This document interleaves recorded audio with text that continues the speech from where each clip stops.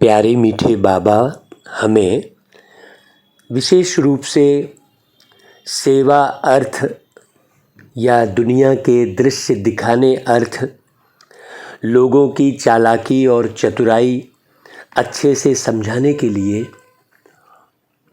हर बार कहीं ना कहीं बाबा हमको लेकर जाते हैं और हम ये देख रहे हैं सारे विश्व के अंदर में विभिन्न प्रकार से आसुरी वृत्ति हावी हो रही है और लोग आध्यात्म का आवरण ओढ़कर, भक्ति का आवरण ओढ़कर, जीवन निर्माण की प्रक्रिया का आवरण ओढ़कर बहुत ज़्यादा आसुरी वृत्ति का प्रयोग कर रहे हैं। अंदर में मन में ये भावना रहती है कि हमारा खूब नाम हो जाए, बहुत अच्छी धन दौलत से हम संपन्न हो जाएं, और बाहर में प्रवृत्ति रखते हैं आध्यात्म की, भक्ति की दिखाने के लिए माने ऐसा आवरण ओढ़ते हैं। उसी को तुलसीदास जी ने रामायण में स्पष्ट रूप से दिखाया कि रावण साधु का वेश भी रख लेता है, रावण बहुत बड़ा साइंटिस्ट भी था, हाँ, रावण योगी भी था, रावण बहुत ज्ञानी भी था। ये रामायण में बहुत अच्छे से तुलसीदास जी ने दिखाया है। लेकिन रामायण पढ़कर वो बात समझ में नहीं आ रही थी। जो बाबा की मुरलियाँ पढ़कर वो हर बात समझ में आ गई कि वास्तव में रावण कौन है और रावण की वृत्ति क्या है। रावण बहुत अच्छा योगी तपस्वी भी दिखाई देगा, बहुत गहराई है। इन सब गहराई को वही बच्चा समझ पाएगा जो बाबा की मुरलियों का बहुत अच्छे से अध्ययन करेगा और बहुत गहराई से स्वदर्शन करेगा, अपने अंदर की इच्छाओं की जांच करेगा। इच्छा क्या होती है? सूक्ष्म में समाई होती है। चाहना सूक्ष्म में समाई होती है। उस सूक्ष्मता की ओर बढ़ना ही सूक्ष्म वतन की सैर करना कहलाएगा। आप बहुत अच्छे से समझिएगा। दुनिया में ऐसे रंग हैं जो आपको समझ में नहीं आएंगे। हाँ, दुरंगी दुनिया है कहते हैं। और ये वृत्ति बढ़ती चली जाएगी जब रावण जो है आसुरी वृत्ति पर जीत हासिल नहीं कर पाता आसुरी वृत्ति के द्वारा, तो वो दैवी वृत्ति का भी उपयोग करता है, मानवीय वृत्ति का भी उपयोग करता है। उसे लगता है कि नहीं यार, मैं ऐसे आसुरी वृत्ति ही दिखाकर जीत हासिल नहीं कर सकता राम के साथ, तो वो कई प्रकार के रूप रखता है रावण। रावण के रूप को वही बच्चा अच्छे से पहचान पाएगा जो अच्छे से पढ़ाई पढ़ेगा। इसलिए बाबा कहते हैं, मीठे बच्चे, तुम्हें निश्चय है कि हम संगम पर भविष्य की कमाई के लिए पढ़ते हैं। बाप हमें पढ़ा करके 21 जन्मों का वर्षा देते हैं। इसलिए यहाँ के सुख, यहाँ की इच्छा पूर्ति करना ये बिल्कुल लाजमी नहीं होगा। बाबा हमें 21 जन्मों का वर्षा दे रहे हैं, भविष्य की कमाई के लिए पढ़ा रहे हैं। तो हमेशा यहाँ की इच्छाओं से मुक्त होने का प्रयास कीजिए।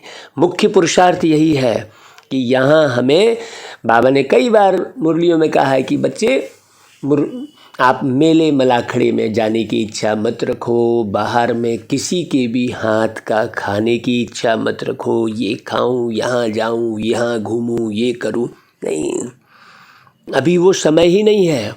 अभी चारों तरफ पूरी दुनिया में रावण राज्य बहुत माने पराकाष्ठा में है।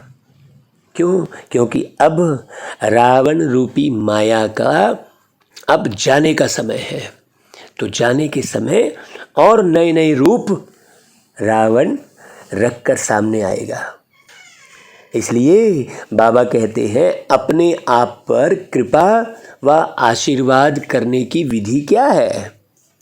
अपने आप पर कृपा व आशीर्वाद करने के लिए प्यारे शिव बाबा निराकार पारलौकिक पिता परमात्मा शिव बाबा अर्थात बाप की मुरली की पढ़ाई रोज बारीकी से पढ़ते रहो। कभी भी संग दोष में आकर पढ़ाई में गफलत नहीं करो। कोई पढ़ रहा है कि नहीं पढ़ रहा है, वो तो इतने साल से पढ़ रहा है फिर भी कुछ नहीं बना है, ऐसे ये गफलती वाले विचार अपने अंदर मत ले जाने दो। संग दोष में आकर जो है बहुत सारा नुकसान हो जाता है। तो ऐसे किसी का भी संग अपनी बुद्धि से भी नहीं करो, केवल एक बाबा का संग करो, नहीं तो बुद्धि में कई प्रकार की बातें आएंगी। वाह, यहाँ कैसे, वहाँ कैसे। नहीं, जो सदा श्रीमत पर चलते हैं वह अपने आप पर कृपा करते हैं। बाबा कहते हैं, बच्चे मैंने मुरलियों में पूरी तरह से पढ़ाई पढ़ा दी है, हाँ सारा कोर्स करवा दिया है, अब बस तुम्हें उस पढ़ाई को प्रॉपर वे में पढ़कर और वैसे बनने की देरी है, बनना है तुम्हें। तो बाबा जो श्रीमत पर चलते हैं उन्हें जो है बाबा की भी आशीर्वाद मिलती है ना। गीत बजा आज मैं एक नन्हा सा बच्चा हूँ। ओम शांति। शिव भगवानुवाच। जब मनुष्य गीता सुनाते हैं तो हमेशा कहते हैं साकार कृष्ण भगवानुवाच। अब दुनिया में ये बात किसी को भी नहीं मालूम है कि भाई कृष्ण जी तो सतयुग में प्रिंस बनकर रहते थे, है ना भाई, राजमहल में रहते थे।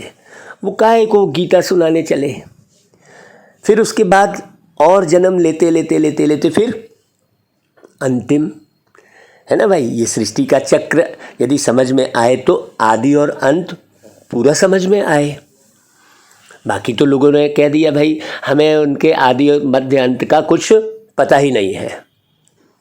तो बाबा ने आकर पूरे चक्र का राज बताया ना। तो बाप आकर समझाते हैं कि भाई तुमको अब मैं राजाई प्राप्त करा रहा हूँ, भाई इस बात को बुद्धि में अच्छे से रखो। मुरली क्यों पढ़ा रहे हैं बाबा? बच्चों को राजाई वापस देने के लिए। इस राजयोग और ज्ञान द्वारा बाबा राजाई दे रहे हैं। कृष्ण तो थे ही सतयुग के प्रिंस। मुख्य है ही यह भूल गीता में। जब तक ये भूल क्लियर ना हो तब तक बात समझ में ही नहीं आएगी। क्यों? क्योंकि बुद्धि तो एक आकारी शरीर में ही लटकी रहेगी ना, है कि नहीं भाई? बहुत समझने की बात है। तुम बच्चे जानते हो शिव भगवान हमको पढ़ा रहे हैं इस साधारण शरीर द्वारा।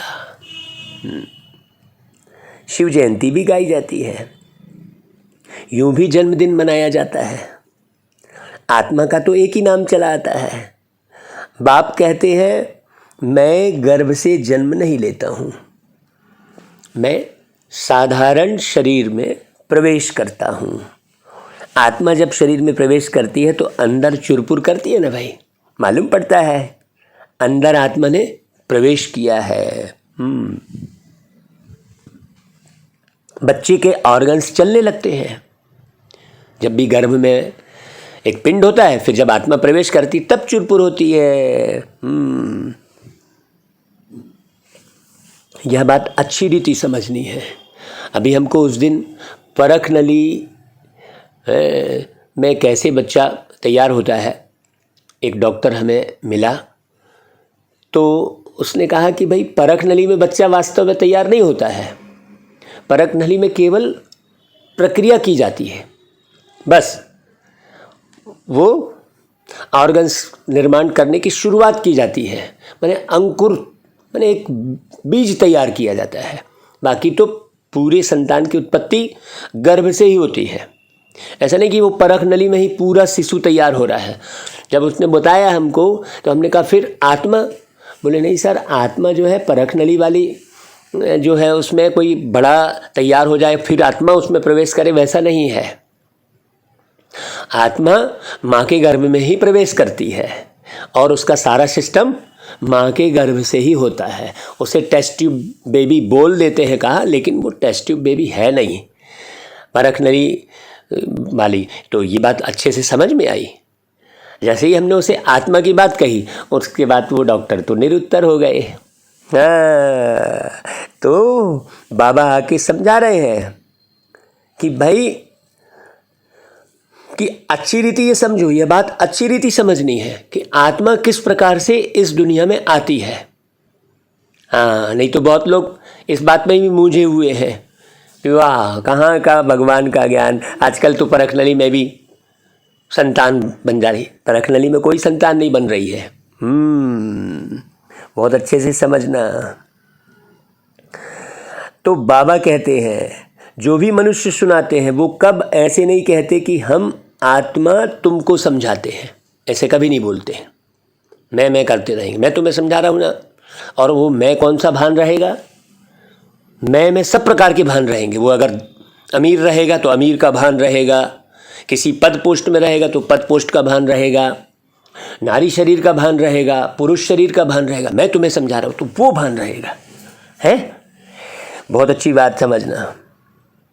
या कभी नहीं समझेंगे कि भाई मैं आत्मा से बात कर रहा हूँ भाई, तो आत्मीयता बढ़ेगी। ऐसा कहीं दुनिया में न तो किसी ने समझाया, न समझ के कार्य करते हैं। बाबा के बच्चे जो बने हैं उन्होंने भी कोई अभी ऐसा नहीं बना है जो आत्मी भाव से हमेशा हर एक से बात करे, तड़फ के बात करे, एकदम कशिश से बात करे। ऐसा अभी बहुत बहुत अभी सेवा बची हुई है। बाबा कहते हैं वह प्रसिद्ध है शरीर से, और यह बाबा तो विचित्र है, इनको तो अपना शरीर है ही नहीं। कृष्ण जी तो शरीर के द्वारा प्रसिद्ध हैं। बहुत अच्छे से समझना। शरीरधारी को कभी भगवान कहना ही नहीं चाहिए, सीधी सी बात है। शिव बाबा का कोई शरीर नहीं है। स्थूल व सूक्ष्म कोई भी हो यदि शरीर, तो वो भगवान नहीं कहलाएगा। प्यारे शिव बाबा का न सूक्ष्म शरीर है न स्थूल शरीर है। अभी एक बात समझना, सूक्ष्म शरीर मतलब ढेर सारी इच्छाएं, ढेर सारे विचार में आत्मा रमण कर रही है। शरीर छोड़ दी, उसके बाद भी वो शरीर के ही विचार उसके चल रहे हैं। हाँ, अभी बोलते भाई फलाने शरीर में फलाना व्यक्ति आया, तो भाई यदि वो पूरी तरह से आत्मज्ञान को लेकर गया है तो फिर वो किसी शरीर में प्रवेश करके बूढ़े जैसा क्यों करेगा? ऐसे बात क्यों करेगा? कोई भी है ना, महान से महान आत्मा शरीर छोड़ के गई और फिर उसने नया शरीर में आकर यदि वो बोल रही है, तो वो जब पूरी तरह से आत्मभान में शरीर छोड़ के निकले हैं तो वो फिर बुढ़ापे जैसी हरकत क्यों करेगा? इसलिए सावधान, बहुत अच्छे से समझना। रावण की प्रवृत्ति को बाबा जगह जगह ले जाकर मुझ आत्मा को पक्का करा रहे हैं। भले मेरे शरीर में बहुत तकलीफ शुरू हो जाती है, लेकिन आत्मा तो बहुत मजबूत बनती जा रही है, और वास्तव में शरीर तो ये वाला छोड़ना ही है। इसलिए इस शरीर में, जर्जर शरीर में बैठकर यदि आत्मा मजबूत बन जाती है, पूरी समझदार बन जाती है, तो बढ़िया बात है ना भाई, क्योंकि आगे तो हमें बेहतर शरीर मिलने वाला है कि नहीं भाई? क्योंकि हम जैसा बुद्धि को बनाएंगे वैसा ही हम अगला निर्माण करेंगे। एकदम सीधी सी बात है। तो बाबा कह रहे हैं आत्मा इन आर्गन्स द्वारा याद करती है परमपिता परमात्मा को। वह तो बैठकर मनुष्यों के बनाए हुए शास्त्र सुनाते हैं। यहाँ यह नई बात है। भगवान उवाच, भाई भगवान कौन? जिसको सब भगत हे भगवान कहकर याद करते हैं। ब्रह्मा विष्णु शंकर के तो नाम जानते हैं, हे ब्रह्मा हे विष्णु कह पुकारते हैं। वह है देवताएं। ब्रह्म देवाय नमः, विष्णु देवाय नमः, शंकर देवाय नमः, राम देवाय नमः, कृष्ण देवाय नमः। ये बात समझना है अच्छे से। हाँ, ये बात बाबा रिपीट क्यों करवाते हैं? इसीलिए क्योंकि कोई भी व्यक्ति मुरली नया सुन सकता है भाई, तो पूरी बातें चाहिए। अब आप कहोगे नहीं ये तो हम कई बार सुन चुके हैं, अब क्या सुनना है, लेकिन पक्का क्या हुआ है ये तो देखो भाई। हाँ, तो भगवान कहने से निराकार ही याद आते हैं। निराकार परमात्मा की ही बंदगी करते हैं। वह कहते हैं मैं भी आत्मा हूँ, परंतु मैं परम आत्मा हूँ, सुप्रीम हूँ। सुप्रीम सोल और सोल दो है ना भाई, समझने की बात है। अब सभी थोड़ी सुप्रीम हो गए, फिर पुरुषार्थ क्यों कर रहे हो? जब तुम ही परमात्मा हो तो पुरुषार्थ किस बात का कर रहे हो? परमात्मा को तो कोई पुरुषार्थ करने की आवश्यकता नहीं है, न परमात्मा को कोई प्रारब्ध पाना है।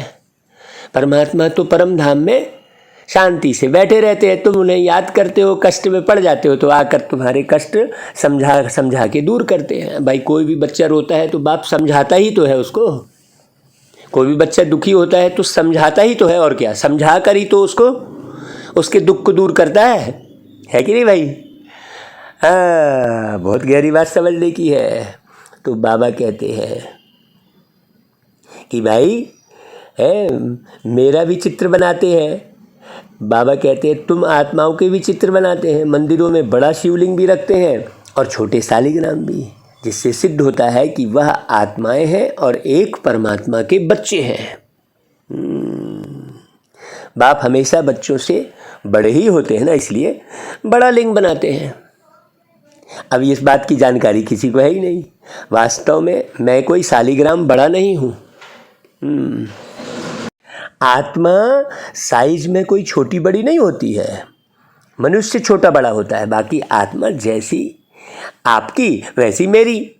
बाबा कह रहा है अरे भाई पर मैं आत्मा परम हूँ, परे ते परे परम धाम में रहने वाला हूँ। बाबा कहता है ऊंचे ते ऊंचे परमपिता परमात्मा मनुष्य सृष्टि के बीज रूप है। बीज रचयिता को कहा जाता है। जैसे जड़ बीज लगाया जाता है उससे पहले झाड़ निकल आता है, वैसे आत्मा का रूप देखो कैसा है, शरीर का कितना विस्तार है। तो पहले नई बात यह है कि परमात्मा आकर पढ़ाते हैं। हाँ, ऊंचे ते ऊंचे भगवानुवाच, तो जरूर इम्तहान भी ऊंचे ते ऊंचा होगा। अभी देखो बहुत बारीक बात समझने की है, इम्तहान भी ऊंचे से ऊंचा होगा। भाई ऐसा ऊंचा इम्तहान होगा जहां तुम्हारी समझ में नहीं आएगा कि भाई इसका हल कैसे करें। तो अब बताओ कौन सी ऊंचाई की परीक्षा दे रहे हो भाई? हम तो आपको अपना अनुभव बताएं कि अभी हम ऐसी ऐसी परीक्षा दे रहे हैं जिसे समझ पाना बहुत मुश्किल है। खूब पढ़ाई पढ़ने पर ही वो परीक्षा का प्रश्न हल कर सकते हैं। तो भगवान कहते हैं मैं तुमको राजयोग सिखलाता हूँ, जिससे भविष्य 21 जन्मों के लिए तुमको देवता बनाता हूँ। पहले ये बात पक्की हो जाए, फिर उनमें तुम सूर्यवंशी बनो या चंद्रवंशी बनो 21 जन्म के अंदर में। भाई 1 जन्म संगम युग का, 8 जन्म सतयुग के और 12 जन्म त्रेता युग के। अब आप क्या बनना है ये आपके ऊपर है भाई। ये रास्ता है भाई। इंजीनियरिंग कॉलेज भी रहती है, मेडिकल कॉलेज भी होती है, बहुत सारी ऐसी पढ़ाई होती है। अब आपको क्या बनना है ये आपके ऊपर डिपेंड करता है। जो जैसा पुरुषार्थ करता है वैसा बनेगा। तो बाबा कहते हैं मर्तबे तो बहुत है, यह सारी राजधानी स्थापन हो रही है। यह है संगम युग। बाप समझाते हैं कि तुम इस जन्म के लिए नहीं पढ़ते, यह है भविष्य की कमाई, और जो भी कुछ करते हैं वह सब इस जन्म के लिए करते हैं। तो आप इस जन्म के सुख की तरफ भागते रहोगे तो आप भविष्य की कमाई जो है में क्या हो जाएगा, घाटा पड़ जाएगा। बहुत अच्छे से समझना भाई। तो बाबा कहते हैं मनुष्य समझते हैं आगे का अभी क्यों सोचें, जो होना होगा देखा जाएगा, ऐसा कई बार सोचते हैं। तो तुम बच्चे निश्चय करते हो हम अगले जन्म जन्मांतर के लिए पढ़ते हैं। जिसको आत्मज्ञान है वो कभी ऐसा नहीं बोलेगा, क्योंकि तुम आत्मा तो सदा ही जीवित रहते हो। तो फिर तैयारी आगे की कर लोगे तो बहुत अच्छी बात है। अभी भगवान आके तैयारी करवा रहे हैं, है ना भाई? हाँ, बहुत अच्छी बात समझना। तो बाप जो है आने वाले 21 जन्मों का वर्षा देते हैं। इस निश्चय से तुम पढ़ते हो। बगैर निश्चय कोई यहाँ बैठ न सके। भाई यहाँ कोई पंडित आदि नहीं पढ़ाते हैं, परंतु कौन पढ़ाते हैं? निराकार परमात्मा शिव भगवान पढ़ाते हैं। तो आत्मा को खुशी होती है कि अरे वाह, हमको बेहद के बाप पढ़ाते हैं। इनको अपना कोई मनुष्य तन तो है नहीं। बाबा खुद कहते हैं, मुझ निराकार को इस ब्रह्मा तन में ही आना है, बाकी और कोई तन में आना ही नहीं है। यह अनादि बना बनाया ड्रामा है। तुमको बुद्धि में सारा याद आता है। मूल वतन में हम आत्माएं रहती हैं, और कोई मनुष्य की बुद्धि में यह नहीं आता होगा कि हम आत्मा परम धाम में बाप के साथ रहने वाली है, जिसको ब्रह्मांड कहते हैं। ऐसा बुद्धि में किसी के नहीं आएगा। हम आत्मा है बिल्कुल छोटे स्टार, पूजा के लिए बड़ा बनाया है। बाकी इतनी बड़ी आत्मा यहाँ भ्रुकुटी में तो बैठ भी न सके। कहते हैं भ्रुकुटी के बीच चमकता है अजब सितारा। भाई स्टार कितना छोटा है। यह बना बनाया अविनाशी ड्रामा है। हर एक आत्मा में अपना अपना अविनाशी पार्ट नूंधा हुआ है, जो हर एक अपना अपना पार्ट रिपीट करता है। इसमें ज़रा भी फर्क नहीं पड़ सकता है। फिल्म में जो एक बार पार्ट हुआ वह फिर रिपीट होगा। इसमें भूल चूक हो ही नहीं सकती। यह बातें बाबा बिल्कुल नहीं बताते हैं। कोटों में कोई ही इन बातों को बारीकी से समझते हैं। 8-10 वर्ष वाले भी पढ़ाई को छोड़ देते हैं। संग दोष लग जाता है। यह पढ़ाई ऐसी है जो जहाँ तक जीते रहो वहाँ तक पीते रहो। अंत तक यह पढ़ाई चलती रहेगी। यह पढ़ाई हम आने वाले 21 जन्मों के लिए पढ़ते हैं।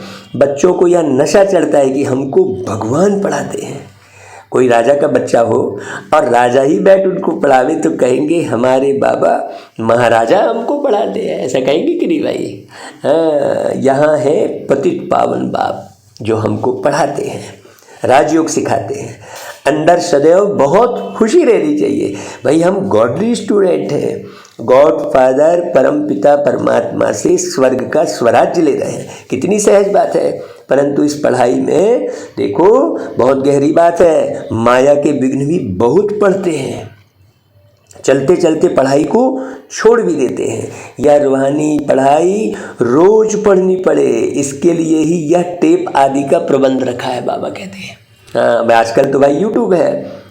मनुष्य पढ़ने के लिए अमेरिका लंदन में भी जाते हैं। यहाँ तो घर में रहने वाले पूरा नहीं पढ़ते हैं। सोचो, समझते नहीं कि परमात्मा हमको राजयोग सिखला रहे हैं। भाई भगवान जो त्रिलोकीनाथ हैं, वर्ल्ड ऑलमाइटी हैं, लिबरेटर है, गाइड है, उनकी महिमा देखो कितनी है। परंतु बाप को तुम्हारे में भी कोई बिरले जानते हैं। इस समय बाबा कह रहे हैं कि तुम गुप्त हो। हाँ, अब कितनी गहरी बात है। गुप्त हो तो भाई अभी अपने को प्रत्यक्ष करने का होना नहीं रहे। हाँ, है ना भाई, कि हमको भी कोई लोग जाने, हमारे पास भी भीड़ इकट्ठी हो। नहीं, भीड़ भाड़ कहते हैं। हाँ, भीड़ की तरफ जाओगे तो भाड़ में जाओगे। इसलिए भीड़ से दूर रहो। एक बाबा दूसरा ना कोई। एकांतवासी बनो। मैं बाबा का, बाबा मेरा। प्रेम सबसे रखो, बहुत अच्छे से व्यवहार से बात करो सबको, लेकिन अंदर एकांतवासी रहो। ऐसे नहीं कि हमको किसी से मिलना जुलना नहीं है। नहीं, मिलना जुलना सबसे है, लेकिन अंदर एकांत। हाँ, किसी से मिले बगैर अच्छा नहीं लग रहा है, अरे यार अकेलापन लग रहा है, ऐसा नहीं। तो देखो इस समय तुम गुप्त हो का अर्थ कितना गहरा हो गया।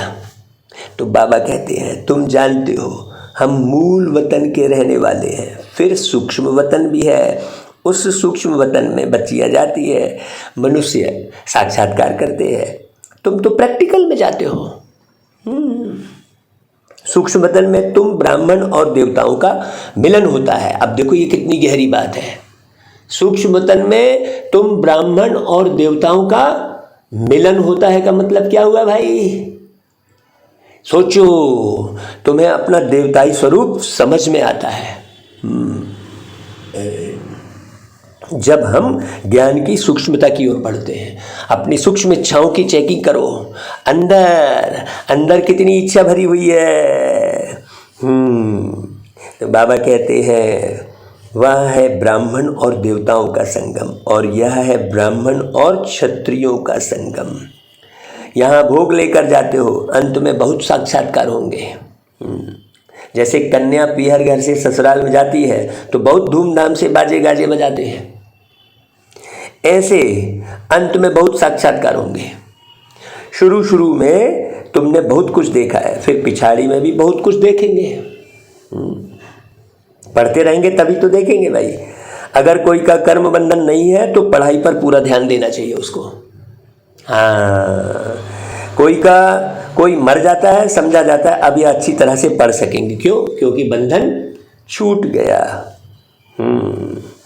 अब खूब पुरुषार्थ करो, अच्छा पद पाओ। यह नॉलेज बड़ी वंडरफुल है।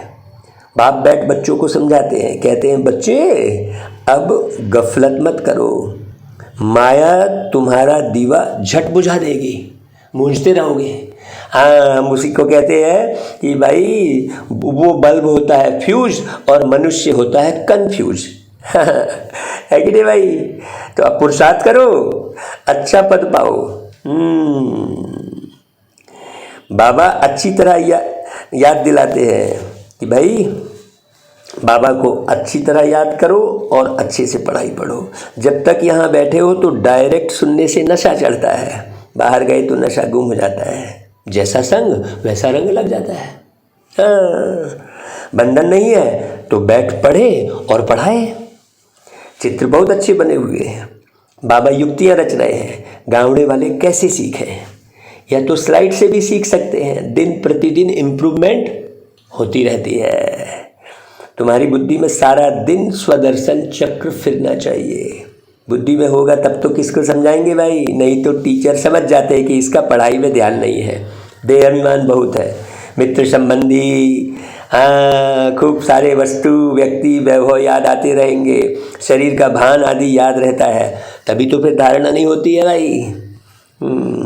तो एक लाइन भी नहीं समझा सकेंगे, फिर कहेंगे तकदीर में नहीं है। अरे तकदीर की बात थोड़ी है भाई, कितना माथा मारते हैं तो भी श्रीमत पर नहीं चलते। बच्चे पूछते हैं बाबा क्या होता है?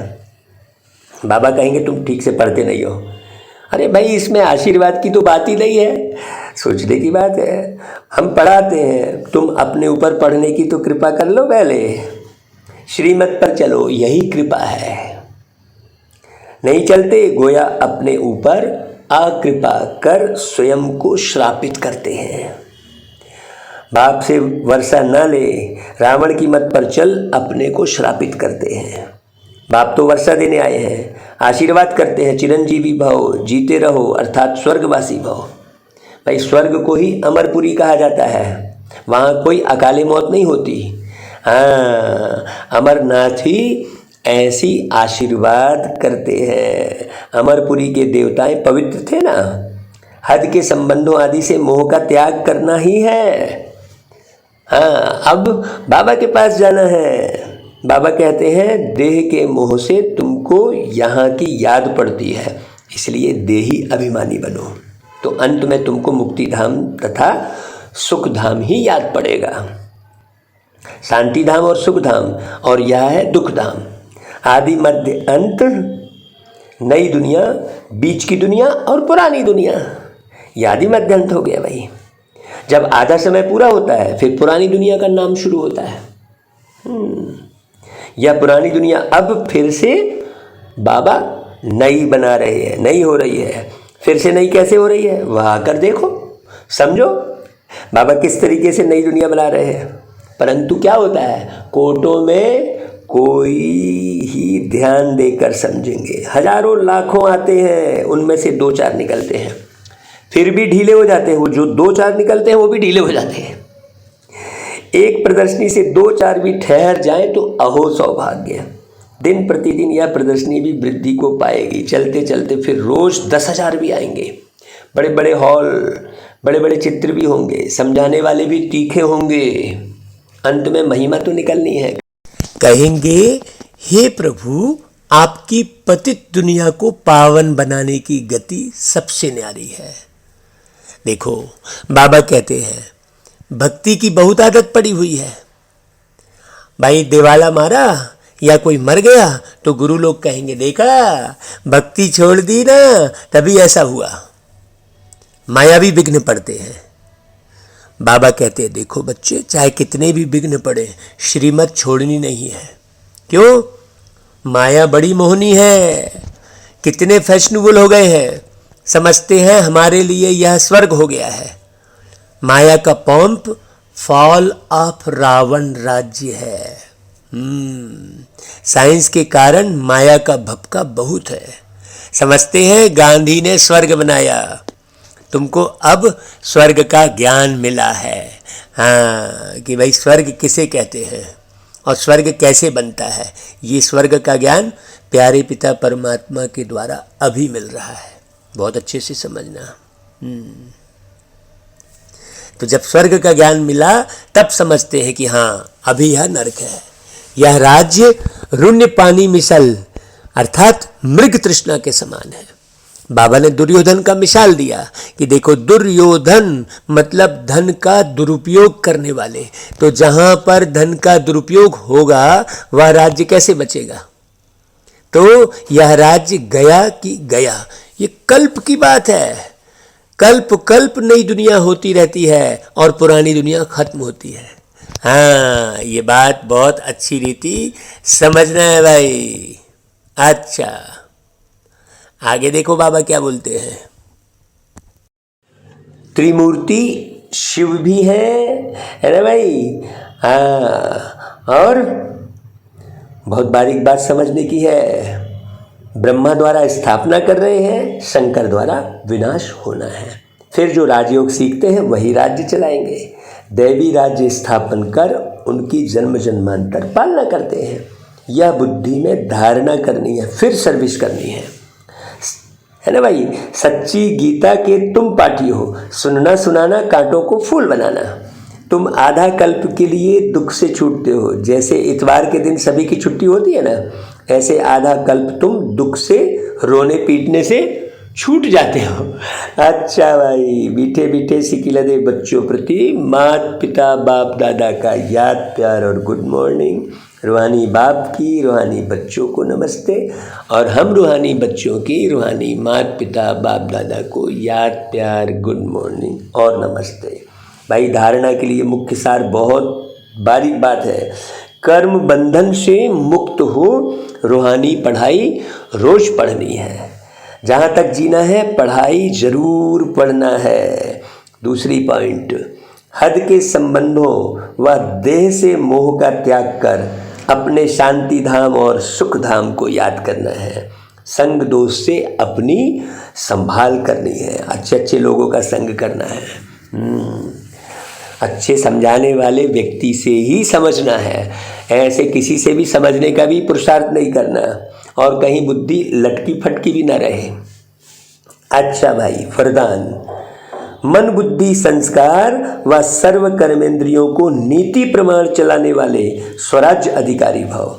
स्वराज्य अधिकारी आत्माएं अपने योग की शक्ति द्वारा हर कर्मेंद्रियों को ऑर्डर के अंदर चलाती है। न सिर्फ यह स्थूल कर्मेंद्रियां, लेकिन मन बुद्धि संस्कार भी राज्य अधिकारी के डायरेक्शन अथवा नीति प्रमाण चलते हैं। वे कभी संस्कारों के वश नहीं होते, लेकिन संस्कारों को अपने वश में कर श्रेष्ठ नीति से कार्य में लगाते हैं। श्रेष्ठ संस्कार प्रमाण संबंध संपर्क में आते हैं। स्वराज्य अधिकारी आत्मा को स्वप्न में भी धोखा नहीं मिल सकता। इसलिए भाई मन बुद्धि को भगवान को सौंप दो और संस्कारों का सृजन करो। ये बात कल बोली थी, है ना भाई? संस्कार तुम्हारे हाथ में है, इसका सृजन तुमको ही करना है। तो इसका सृजन कैसे होगा? जब तुम अपनी मन बुद्धि को किसको सौंप दोगे? भगवान को सौंप दोगे, तो फिर धोखा नहीं मिलेगा। अच्छा भाई, स्लोगन, निर्माणता की विशेषता को धारण कर लो तो सफलता मिलती रहेगी। देखो कल परसों यही बात हम बोल रहे थे कि भाई आप जो भी कर रहे हो ये देखो कि निर्माण क्या हो रहा है। आपने गीत सुनाया, नृत्य कर लिया, ये प्रोग्राम कर लिया, रैली निकाल ली, वो कर लिया, निर्माण क्या हो रहा है? तो निर्माणता की विशेषता को आप समझ जाओगे तो सफलता मिलेगी। और निर्माण की तरफ आप ध्यान नहीं दोगे, चलो भाई गीत गोविंद हो गया, प्रोग्राम हो गया, नाटक दिखा दिए, लोगों ने वाह वाह किया, ताली बजाई, चले गए, तो उससे कुछ नहीं होगा। प्रत्येक व्यक्ति से मिलकर एक दो का निर्माण करे, बाबा के श्रीमत प्रमाण, माने बाबा जैसा चाह रहे हैं निर्माण करना। बाबा की श्रीमत मतलब बाबा किस प्रकार का निर्माण चाह रहे हैं, कैसी आत्मा बनाना चाह रहे हैं बाबा, ये बहुत गहरी समझने की बात है। हाँ, जैसे कल हम कह रहे थे भाई कि बाबा ने कहा बच्चे मैं तुम्हारा सर्वेंट हूँ, तो ये सर्वेंट शब्द बाबा ने कहाँ उपयोग किया, किस बात पर मैं तुम्हारा सर्वेंट हूँ बोला, बस वैसा ही आप भी अपने जीवन में उपयोग करो। जहाँ पर सर्वेंट बनना है वहाँ बिल्कुल न्यारे प्यारे होकर सर्वेंट बन जाओ, जहाँ मालिक बनना है वहाँ मालिक बन जाओ, जहाँ बालक बनना है वहाँ बालक बन जाओ। हाँ, बहुत गहरी बात है। कहीं विद्यार्थी बन जाओ तो कहीं टीचर बन जाओ। बिल्कुल, बाबा ने ये भी कहा देखो बच्चे मैं बाप टीचर सदगुरु हूँ, तो कहाँ बोला, आगे पीछे बाबा ने उस मुरली में क्या बोला था, जो ये लाइन बोली। ये सब बारीकी से मुरली पढ़ने की ज़रूरत है। जो बच्चा बारीकी से मुरली पढ़ेगा वो बाप समान जरूर बनेगा, और जो बाप समान बनेगा वो विश्व का मालिक बनेगा। और कैसे विश्व का मालिक बनेगा? सतयुगी विश्व का मालिक बनेगा। ये कलयुगी विश्व का मालिक बनने से कोई फायदा नहीं है। यहाँ तो सारे के सारे पतित हैं, है ना भाई? तो पतितों का मालिक क्या बनना? यहाँ तो भैया बाबा को याद करते रहो और बस स्वयं का निर्माण करते रहो, इसी में भलाई है। अच्छा भाई, ओम शांति।